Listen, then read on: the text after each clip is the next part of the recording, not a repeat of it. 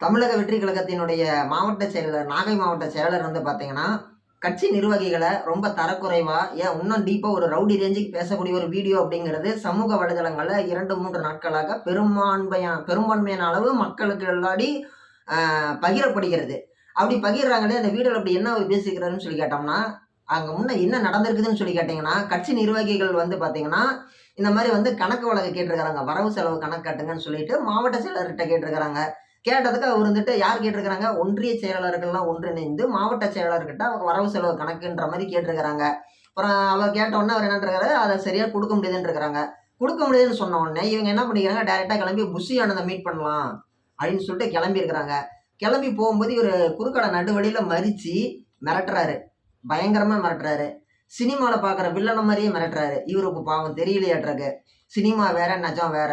சினிமால வர தலைவர் வேற, நிஜத்துல வர தலைவர் வேற. சினிமால வர காவல்துறை வேற, நிஜத்துல வர காவல்துறை வேறன்னு சொல்லி இவருக்கு தெரியலையாட்ருக்கு.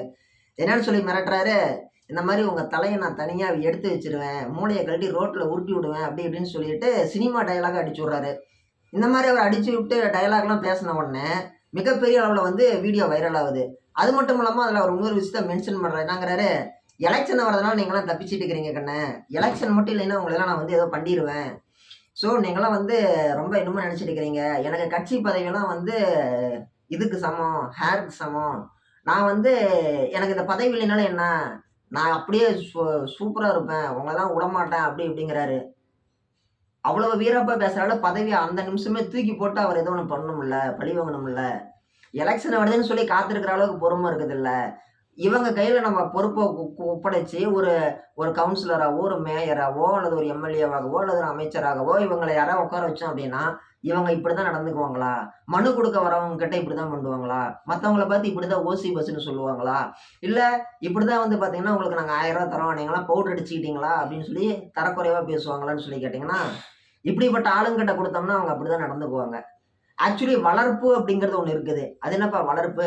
வளர்ப்பு அப்படிங்கிறது வந்து பார்த்தீங்கன்னா, ஒவ்வொரு இடத்துலயும் நம்ம கத்துக்கிற ஒவ்வொரு விஷயமே நம்மளுக்கு இருக்கக்கூடிய வளர்ப்பு தான். அந்த வளர்ப்பு சரியா இருந்துச்சுன்னா தான் இவங்க இந்த மாரி பண்ண மாட்டாங்க. இப்ப இதுவே நாம் தமிழர் கட்சியில போய் பாருங்க. இந்த மாரி பேசக்கூடிய நபர்கள் யாராவது இருக்கிறாங்களா? கிடையவே கிடையாது. சீமானனை தொரத்தியே விட்டுருவாரு. "உன்னால எனக்கும் கெட்ட பேரு, கட்சிக்கும் கெட்ட பேரு. நீ வேணா கிளம்பு சாமின்னு" சொல்லி கையெடுத்து கும்பிட்டு தொரத்தியே விட்டுருவாரு. மத்த கட்சியில தான் வந்து பார்த்தீங்கன்னா, குறிப்பா தாவேக்காவுல தான் வந்து பார்த்தீங்கன்னா, ரூ. 100க்கு ஃபார்ம் வாங்கிட்டு வந்து வெளியில ரூ. 1000, 5000, 10,000க்கு விப்பாங்க. நாம் தமிழர் கட்சியில வேட்பாளர் விருப்ப மனு அப்படிங்கிறது ஒரு விஷயமே கிடையாது. அந்த சிஸ்டமே கிடையாது. மேல தலைமையில ஒரு குழு இருப்பாங்க. இந்த தொகுதியில இவரு நின்னா கரெக்ட்டா இருக்கும்னு சொல்லி அவங்க சஜஷன் பண்ணுவாங்க. இவரு இதுக்கு முன்னாடி என்னென்ன களப்பணி செஞ்சிருக்கிறாரு? ஓட்டுக்கு காசு குடுத்து என்னது மக்களுக்கு தலைக்கு 100, 200 குடுத்து கூட்டம் கூட்டுனாங்களான்னு சொல்லி பார்க்க மாட்டாங்க. இவங்க என்ன கட்சி பணி செஞ்சிருக்கிறாங்க, கடமை பணி என்ன செஞ்சிருக்கிறாங்கன்னு பார்ப்பாங்க. பார்த்துட்டு, அதுல அவங்க கரெக்ட்டா செஞ்சிருந்தாங்க அப்படின்னா, ஆட்டோமேட்டிக்கா இவங்களுக்கான ஒரு பதவி அப்படிங்கிறது குடுத்துருவாங்க. பதவிங்கிறதையும் குடுத்துருவாங்க. அதே மாரி பதவின்னு போய் கேட்டா தொரத்தியே விட்டுருவாரு சீமானண்ணா. வரும்பொழுதே எனக்கு ஒன்றிய செயலர் பதவி குடுங்க.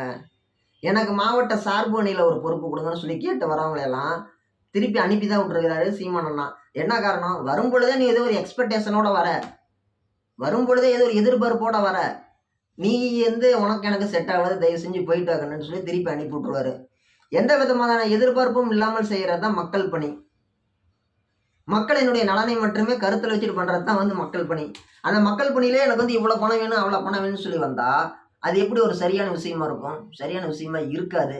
தலைமை அப்படிங்கிறது வந்து பார்த்தீங்கன்னா, கட்சி நிர்வாகிகள கட்டுப்பாட்டுல வச்சிருக்கணும்.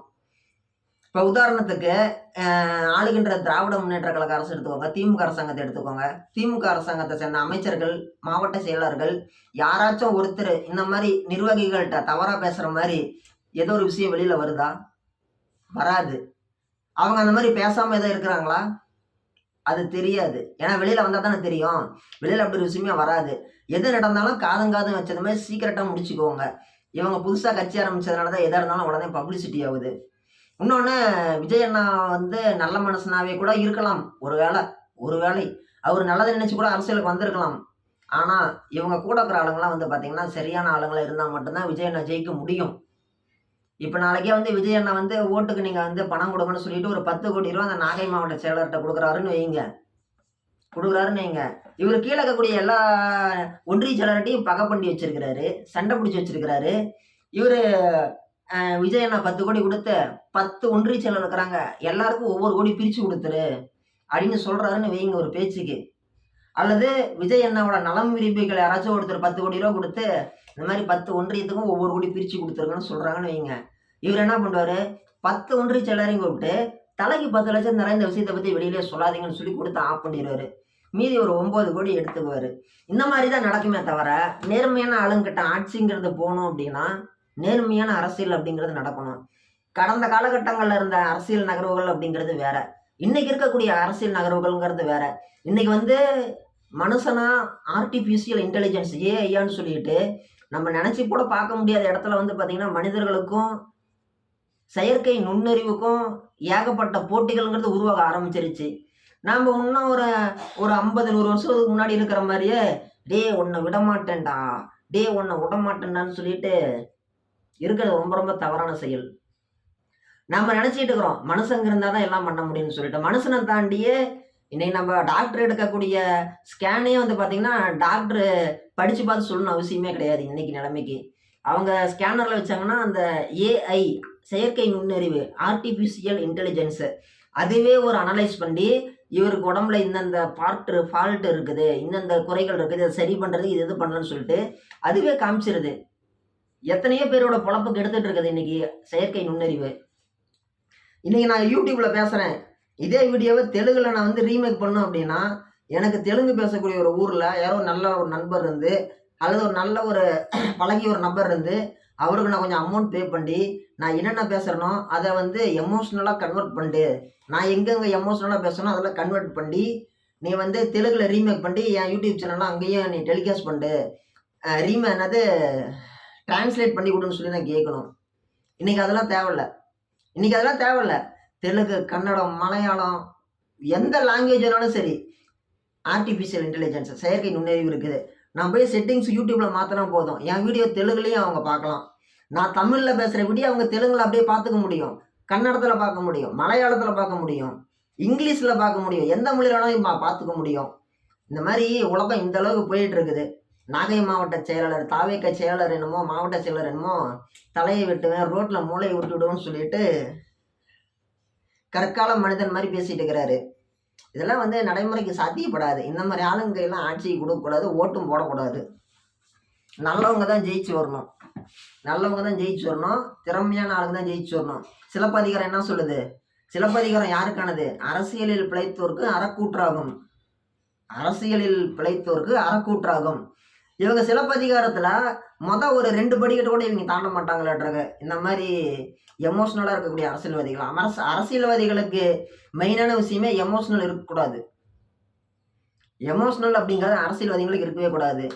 யாருப்பா அவரு? அந்த டிவிக்கில் போய் சேர்ந்த ஒரு தாத்தா நாஞ்சில் சம்பத்து, அவர் வந்து பார்த்தீங்கன்னா நெஞ்சமுண்டு நேர்மையுங்கிற படத்தில் வந்து பேசியிருப்பாரு. எப்பா இப்படி மோசமான அரசியல்வாதியாக இருக்கிறியா, உன்னை யாராச்சும் காரி துப்புனாங்கன்னா என்ன பண்ணுறோன்னு சொல்லிட்டு. அப்போ அவர் சொல்லுவார், அந்த படத்தில் அவர் கதையில் சொல்லுவார், துப்பனா தொடச்சிக்குவேன் பாரு. அவர் ரஜினி இப்படி கொண்டு வரல, இவர் என்ன பண்ணுவார், துப்பனா தொடச்சிக்குவேன் அப்படிம்பாரு. இந்த மாதிரி வந்து பார்த்தீங்கன்னா அரசியல்வாதிகள் இருக்கத்தான் செய்கிறாங்க. அரசியல்வாதிகளுக்கு உண்டான அடிப்படை பண்பே வந்து பார்த்தீங்கன்னா இதுதான். எத்தனையோ இடங்கள்ல திமுக அமைச்சர்களாக இருந்தாலும் சரி, எம்பிக்களாக இருந்தாலும் சரி, அதிமுகவை சேர்ந்த அமைச்சர்களாக இருந்தாலும் சரி, எம்பிக்களாக இருந்தாலும் சரி, ஒரு சில கிராமங்களுக்கு போகும்பொழுது மக்கள் எதிர்ப்பு தெரிவிக்கிறாங்கன்னு சொல்லி ரிட்டர்ன் வந்த கதையெல்லாம் கூட நடந்திருக்குது. அந்த நிகழ்வுகள் கூட நடந்திருக்குது. பதிலுக்கு அவங்க என்ன எமோஷனலாக பேட்டி கொடுக்குறாங்களா? பேட்டியெல்லாம் எடுத்துகிட்டு இருப்பாங்க. இவங்க பாட்டு கம்முன்னு சிரிச்ச மூஞ்சியோட ரிட்டர்ன் வருவாங்க. வந்துதான் ஆகணும். அதுதான் அரசியல். ஒரு 100% அரசியல்வாதிக்கு என்ன தெரியுமா தேவை? கோபமே படக்கூடாது, கோபத்தை வெளியிலேயே காட்டக்கூடாது. உங்கள் ஃபேஸ் மக்களை பொறுத்த வரைக்கும் பிரைட்டாக தான் இருக்கணும். அதுக்குன்னு சொல்லிட்டு விஜய் அண்ணா மாதிரி எதுக்குமே பேட்டி கொடுக்காம, எந்த ஒரு துக்கத்துலேயும் பங்கெடுத்துக்காம, எதற்குமே எதிர்ப்பு குரல் தெரிவிக்காம, இங்கே சிஎம் அங்கிள்ங்கிறது அங்கே பிஎம் அங்கிள்னு சொல்லாமல் அமைதியாக இருக்காது. அந்த மாதிரிலாம் இருக்கக்கூடாது. அவர் தான் வந்து மக்களை காப்பாற்றுவார் அப்படின்னா, அவர் இப்போ நடித்த அந்த படத்தோடைய ரிலீஸே வந்து அவரால் ஒரு கன்ஃபார்ம் பண்ணி இது பண்ண முடியல. கட்சி நடத்துகிறாரு, ரொம்ப இன்ஃப்ளூயன்ஸான ஒரு பர்சனு. எல்லாம் அந்த பேப்பர்லாம் படிக்க மாட்டேங்கிறாரு. சீமான் அண்ணா பேசுகிறாரு, 2.25 மணி நேரம் சங்காமல் பேசுகிறாரு மனுஷன். ஆனால் விஜய் அண்ணா பேப்பர் எல்லாம் பேச மாட்டேங்கிறாரு. மக்களாக பழகி இருக்கிறாருல்ல, மக்களோட இன்ப துன்பங்கள் தெரியும்ல, பேப்பர் இல்லாமல் பேசுறது. நீங்கள் என்ன கேப்டன் விஜயகாந்த் ரமணா படத்தில் புள்ளி விவரம் சொல்கிற மாதிரி புள்ளி விவரமாக சொல்கிறீங்க? இந்த மாவட்டம் இத்தனை பர்சன்டேஜ் இத்தனை விஷயம் இருக்குதுன்னு நீங்கள் என்ன புள்ளி விவரமாக சொல்கிறீங்க? கிடையாது தானே. புள்ளி விவரம் இல்லாமல் தானே பேசுகிறீங்க. அப்படிங்கும் பொழுது நீங்கள் சொல்லக்கூடிய தகவல்கள் அப்படிங்கிறது ரொம்ப டைரெக்டாகவே சொல்லலாம். பேப்பர் தேவையே இல்லை. பேப்பர் தேவையே இல்லைங்க. நல்லா தெரிஞ்சுக்கோங்க. இது வந்து எக்ஸாம் ஹாலில் போய் எக்ஸாம் எழுதுகிற மாதிரி தான். பரீட்சை ரூமில் போய் பரீட்சை எழுதுகிற மாதிரி தான். படிக்கவே லாக்கி இல்லாதவன் தான் வந்து பார்த்தீங்கன்னா பிட்டு பேப்பர் எடுத்துகிட்டு போய் எழுதுவோம். படிக்காமல் பரீட்சைக்கு வந்தவன் தான் படிக்கிறதுக்கே லாக்கி இல்லைங்கிறவன் தான் அந்த பிட்டு பேப்பரை கையில் எடுப்பான். ஒஸ்ட்டு ஸ்டூடெண்ட்டு வாத்தியார் நடத்தக்கூடிய பாடங்களை சரியாக படிக்காமல் கவனிக்காமல் வீட்டில் ஹோம்ஒர்க் எழுதி பார்க்காம வந்து பிட் அடிக்கிறவன் தான் ஃபெயிலாக போவான். நல்லா படிச்சுட்டு வரவன் பரீட்சை ரூமில் உட்காந்து எதையும் பார்க்க மாட்டான், எதையும் யோசிக்க மாட்டான். மைண்டில் ஓடும். அதை அப்படியே கடன்னு எழுதுவான். நீ எந்த கேள்வி பேப்பர் கொஸ்டின் பேப்பர் இருந்தாலும் எழுதுவான். சீமான் அண்ணா மாதிரி துண்டு சீட்டு வச்சுக்கிட்டு A4 சீட்டு வச்சுக்கிட்டு பிட்டு பேப்பர் வச்சுட்டு எழுதுறவன் தான் வந்து பார்த்தீங்கன்னா தடுமாறிட்டு இருப்பான். கிமு கீப்புன்னு சொல்லுவான். கிமு கீப்பின்னு சொல்ல தெரியாது, கிமு கீப்புன்னு சொல்லுவான். தப்பாக படிக்கிற சின்ன பசங்க.